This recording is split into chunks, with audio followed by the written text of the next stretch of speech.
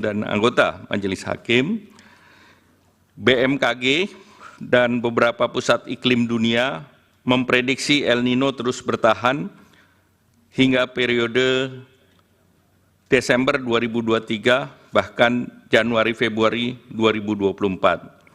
Nah, ini berdampak kepada penurunan produksi beras. Kita lihat produksi beras sampai dengan mulai bulan Juli hingga Februari, produksi beras kita turun sebesar 5,88 juta ton. Pada saat yang bersamaan, terjadi kenaikan harga beras dunia, di mana harga beras Thailand itu mencapai $624 per ton atau naik 28%. Beras Vietnam $614 per ton, itu naiknya 41,95%. Kenaikan itu juga diikuti dengan larangan ekspor beras 6 negara. Di tahun 2023, India, Bangladesh, Rusia, UAE, Myanmar, dan Uganda melarang ekspor beras, dan juga 3 negara dilanjutkan di tahun 2024, India, Bangladesh, dan Rusia. El Nino berdampak juga terhadap peningkatan harga pangan, terutama beras. Kita lihat dari data bahwa volatile food terus meningkat di bulan Juli hingga puncaknya Maret yang tercatat sebesar 10,33%. Beras menkontribusi kepada inflasi di bulan Maret saja 0,74%.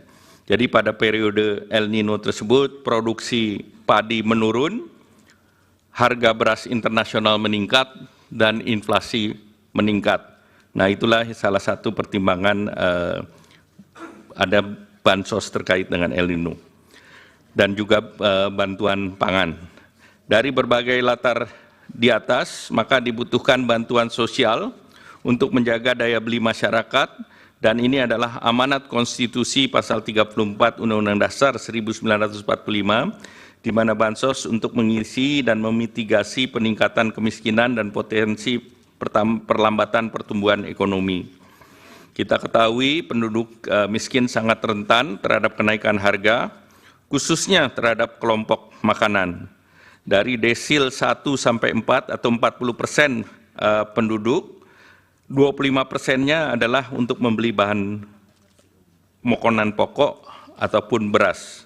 Secara nasional, komponen makanan terhadap garis kemiskinan adalah 74,21%. Hubungan konsumsi masyarakat terhadap pertumbuhan ekonomi sangat erat. Konsumsi rumah tangga kontribusinya terhadap PDB sebesar 53,83%. Sehingga apabila ada konsumsi rumah tangga melambat, maka pertumbuhan ekonomi pun akan terganggu. Untuk melindungi masyarakat miskin dan rentan akibat El Nino dan gangguan rantai pasok global, pemerintah telah menerapkan strategi untuk menjaga ketersediaan pasokan pangan dan daya beli masyarakat dengan program bantuan pangan dan bantuan langsung tunai.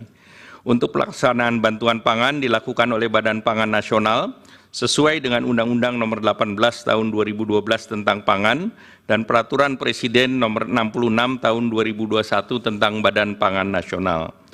Pada tahun 2023, pemerintah meluncurkan bantuan pangan berupa 10 kilo beras menyasar kepada 21,3 juta KPM penerima PKH atau sembako berdasarkan DTKS dengan realisasi anggaran sebesar 18,1 triliun, dan penyelenggaraan program ini adalah Bappenas.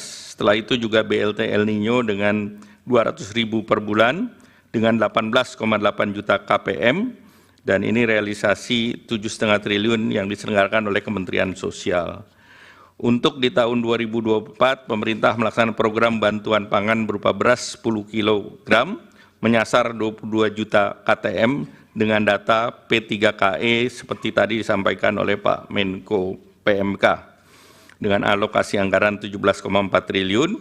Selain itu juga BLT mitigasi risiko pangan KPM-nya adalah 18,8 dan bantuannya sebesar 200.000 per bulan. Sebagai penutup, yang mulia Pak Ketua Majelis Mahkamah Konstitusi dan anggota Majelis Mahkamah Konstitusi, kami ingin menegaskan beberapa hal. Yang pertama, program perlindungan sosial adalah upaya pemerintah untuk mendukung masyarakat menghadapi berbagai tekanan, mempertahankan kehidupan dan penghidupan. Oleh karena itu, program perlindungan sosial terus berjalan dan dilaksanakan secara reguler. Untuk menghadapi berbagai kerentanan, tekanan ekonomi, pemerintah memberikan perlindungan sosial untuk menjaga daya beli masyarakat yang terdampak, terutama masyarakat miskin dan rentan. Oleh karena itu, pemerintah mencermati bahwa tahun 2023-2024, resiko daripada El Nino yang menyebabkan kenaikan harga pangan ini dapat mengganggu penghidupan masyarakat yang miskin maupun rentan. Bahwa penetapan pelaksanaan program perlindungan sosial dilakukan secara transparan, akuntabel, dengan mekanisme APBN yang pembahasannya telah dilakukan bersama DPR RI dan melibatkan berbagai pihak terkait lainnya. Demikian keterangan ini atas perkenan dan perhatian yang mulia Ketua Hakim Majelis Mahkamah Konstitusi dan anggota yang mulia Hakim Mahkamah Konstitusi, kami mengucapkan terima kasih. Wassalamualaikum warahmatullahi wabarakatuh. Waalaikumsalam. Terima kasih Pak Menko Perekonomian.